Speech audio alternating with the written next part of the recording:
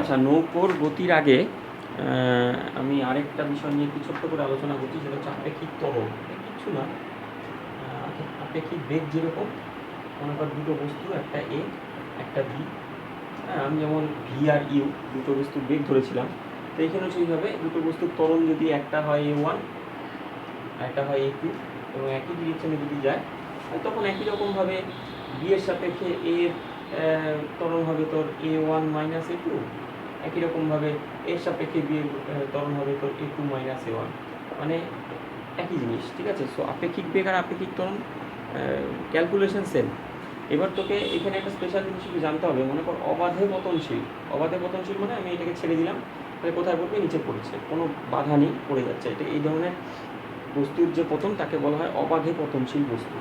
তাহলে এইভাবে যদি একটা বস্তু মনে কর নিচের দিকে যাচ্ছে, তাহলে ওর ত্বরণ কত আমরা জানি, অভিকর্ষীয় ত্বরণ নিয়ে নামে, অর্থাৎ স্মল জি। ঠিক আছে, এইবার আরেকটা বস্তুকেও ছেড়ে দিলাম, তাহলে এও কত নিয়ে নামবে? একই ত্বরণ নিয়ে নামবে, স্মল জি। কিন্তু এবার যদি বলি তাহলে যে এ বস্তুটার সাপেক্ষে বি বস্তুর আপেক্ষিক ত্বরণ কত, তখন কী বলতে হবে? জি মাইনাস জি, অর্থাৎ কী হয়ে গেল? শূন্য হয়ে গেল। তার মানে দুটো অবাধে পতনশীল বস্তুর যদি একটার সাপেক্ষে আরেকটার ত্বরণ আমি বার করতে চাই, তাহলে কি আসবে? শূন্য আসবে, কারণ দুটোর ভ্যালু একই। আমরা জানি যে কোনো অবাধে পতনশীল বস্তু কত ত্বরণ নিয়ে নামে? অভিকর্ষণ ত্বরণ জি নিয়ে নামে, যার মান হচ্ছে 9.8 মিটার পার সেকেন্ড স্কোয়ার। ঠিক আছে, তো এটা গেল আপেক্ষিক ত্বরণ। ছোটো এরকম 1-2 নম্বরের কোশ্চেন আসতে পারে যে অবাধে পতনশীল বস্তুর একটার সাপেক্ষে আরেকটা বস্তুর আপেক্ষিক ত্বরণ কত, তো তখন বলতে হবে শূন্য।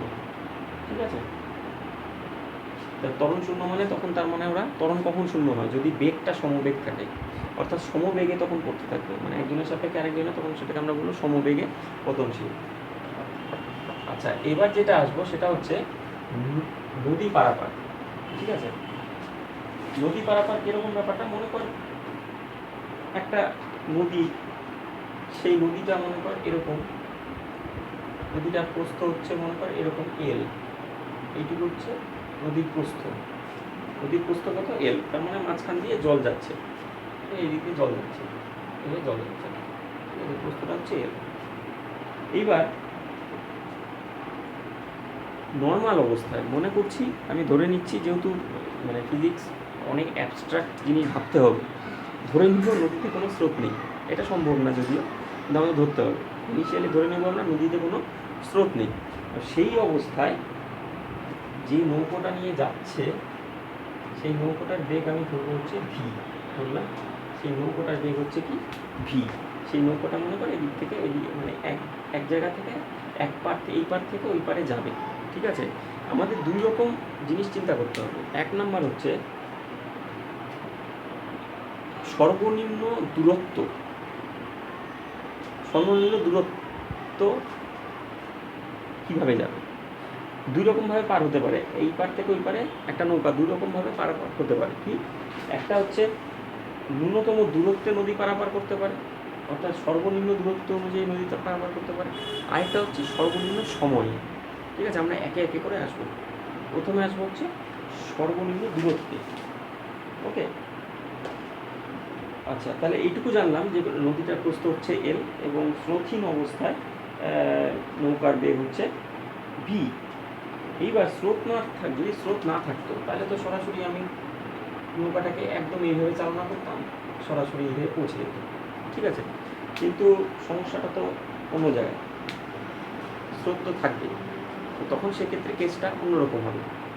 তা যদি স্রোত না থাকতো, তখন যে সময়টা নিত, আমরা কি জানি সময় ধরলাম টি নিত, তা টি ও এল দূরত্ব যাবে, তাহলে সময়টা কত লাগবে?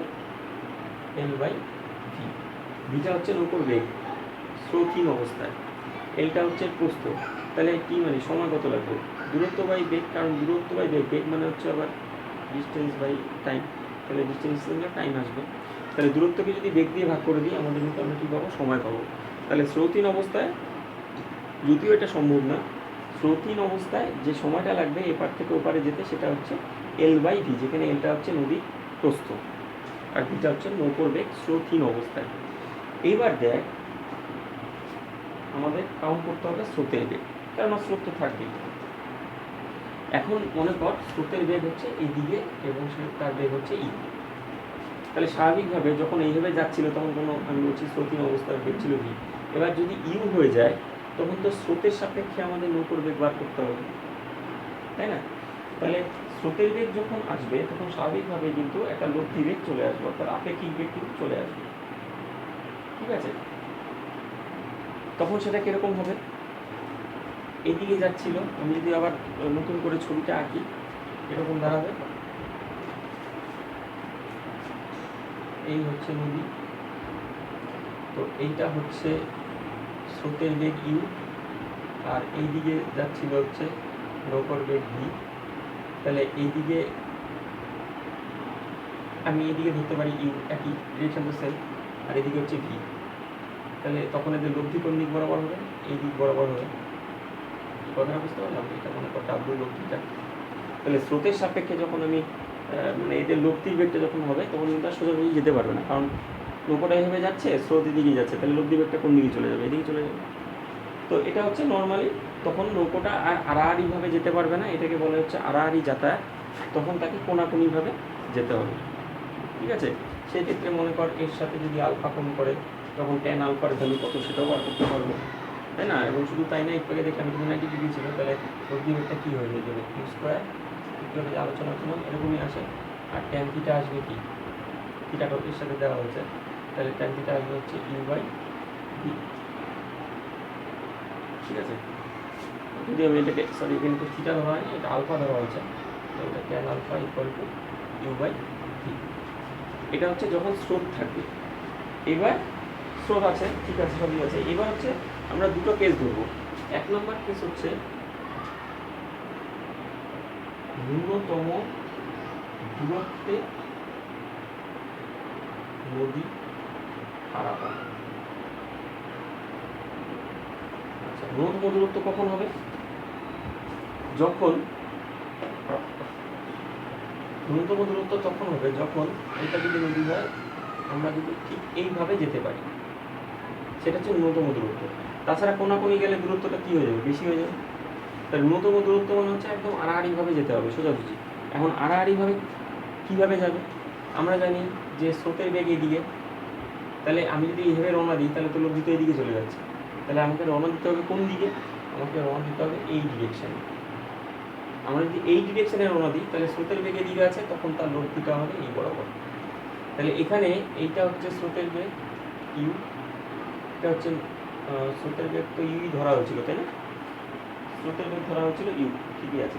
আর নৌকোর বেগ হচ্ছে ভি। তাহলে এটা ছিল স্রোতের বেগ আর এদিকে ছিল এটা হচ্ছে ভি। ঠিক আছে, তাহলে এদের লব্ধিটা দাঁড়াবে এই সমস্ত দিকে, অর্থাৎ ডাব্লিউ।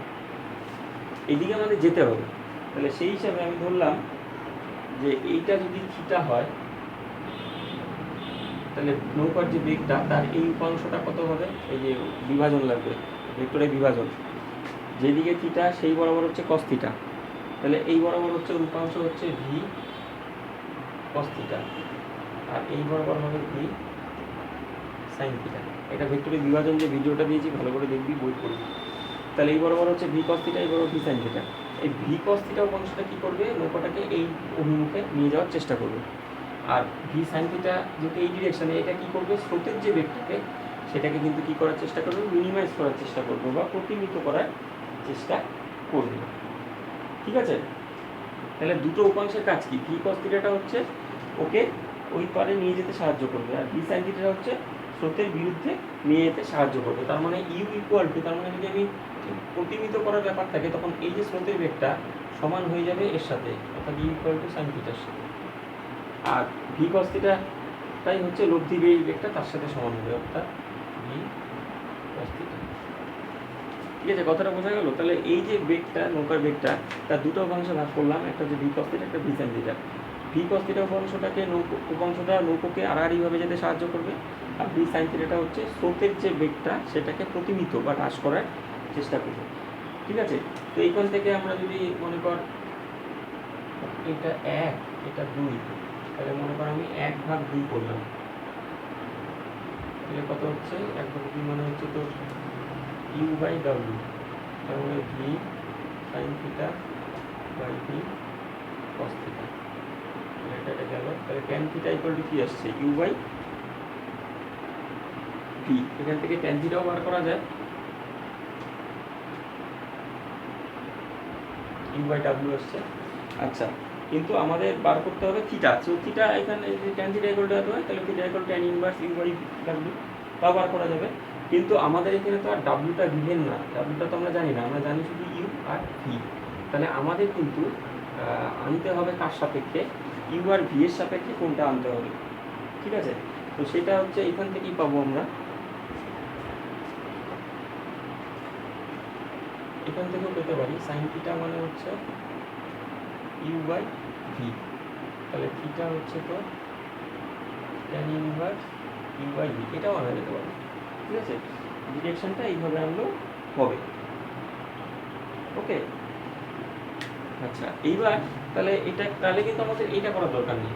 তাহলে থিটাটা শুধু বার করতে গেলে যেহেতু ইউ আর ভি জানি আমি, এটা দিয়ে হয়ে যাবে। এবার এটা হচ্ছে ডিরেকশনটা পেয়ে গেলাম, অর্থাৎ কত কোণে আমাকে নৌকাটাকে রওনা দিতে হবে। আরেকটা যেটা বার করতে হবে সেটা হচ্ছে টাইমটা, অর্থাৎ এখান থেকে এখানে যেতে টাইম কত লাগে, বললাম আমি টাইম লাগলো টি ড্যাশ। তাহলে টি ড্যাশ মানে এর দূরত্বটা কত আমরা জানি, এল, দূরত্বটা হচ্ছে এল, আর এই বরাবর বেগ কত, উপাংশটা কত, V cos theta, L by V cos theta. এটা হচ্ছে টাইম লাগছে।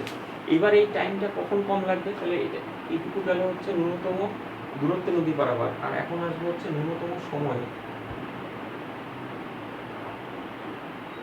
ঠিক আছে? ন্যূনতম সময়, তাহলে সময় যেমন লাগছে এই, তাহলে টিটা কখন কম হবে, যখন এই হটটা, এটা তো লব বাই হট, তাহলে টি কখন স্মল হবে, ন্যূনতম সময় মানে টিটা কম হতে হবে, টি কখন কম হবে, যখন এই যে হটটা অর্থাৎ ভি কস থিটাটা কী হবে, সবচেয়ে বেশি হবে। তাহলে ভি কস থিটা কখন বেশি হবে, যখন থিটার ভ্যালুটা কী হবে, সর্বোচ্চ, মানে কস থিটার ভ্যালুটা হবে সর্বোচ্চ। আর কস থিটার ভ্যালু কখন সর্বোচ্চ হয়, বা কস থিটার সর্বোচ্চ মানে কত, 1, তার মানে এইটা, তার মানে হচ্ছে কস 0, তার মানে থিটা কত হতে হবে, 0। তাহলে থিটার ভ্যালু যদি 0 হয়, তাহলে থিটার ভ্যালু 0 মানে কোনটা, এর সঙ্গে এর কোনটা ছিল থিটা, তাহলে থিটার ভ্যালু 0 মানে কোন বরাবর, একদম এই বরাবর নিতে হবে। তার মানে ন্যূনতম সময়ে নদী পার করতে গেলে নৌকাটাকে স্রোতের বেগ যেদিকেই থাকুক না কেন, আড়াআড়িভাবে নৌকাটাকে ছাড়তে হবে। বোঝা গেল কথাটা? তো এই হলো আপেক্ষিক বেগ সংক্রান্ত তোর যে নৌকো যে পারাপার নদীর, সেটা দুটো কেস, একটা হচ্ছে ন্যূনতম দূরত্ব নদী পারাপার, সেক্ষেত্রে ডিরেকশনটা এটা আসলো, একটা হচ্ছে ন্যূনতম সময় নদী পারাপার, যেখানে আমরা এইটাকে তুলনা করেই, এখান থেকেই পেলাম জিনিসটা, এটাকে তুলনা করে আমরা দেখলাম যে না, যদি আড়াআড়িভাবে সরাসরি নদীর আড়াআড়ি বরাবর যদি সরাসরি নৌকাটাকে পাঠানো যায়, সেক্ষেত্রে সবচেয়ে কম সময় লাগবে, এটা হচ্ছে ন্যূনতম সময় নদী পারাপার, ঠিক আছে? তো আপেক্ষিক বেগ সংক্রান্ত এই কথাই ছিল। আমরা ক্লাসে বা কিছু এই ব্যাপারে কিছু নিউমেরিক্যালস আমরা যখন এক্সারসাইজ করবো পাবো, ঠিক আছে?